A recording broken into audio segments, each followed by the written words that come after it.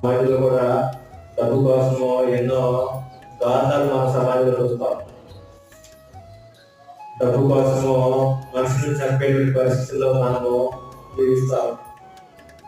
డబ్బు కోసము తల్లిదండ్రులని చంపేటువంటి పరిస్థితుల్లో కొడుకులు సైతము, పిల్లలు సైతము, కడుపు పుట్టిన పిల్లలు సైతము ధనం కోసం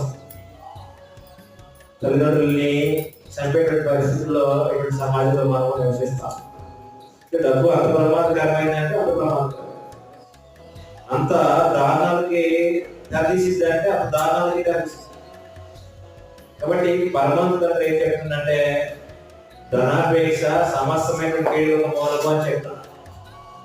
వాటిని కూడా ఏముంది? శాశ్వతమైన నమ్మకము, నీరు దేహమును నీ ధనమును అన్నమాట. ఎందుకు ధనాన్ని నమ్మకూడదు? ధనాపేక్ష సమస్తమైన కీడులకు మూలము అని చెప్తాను.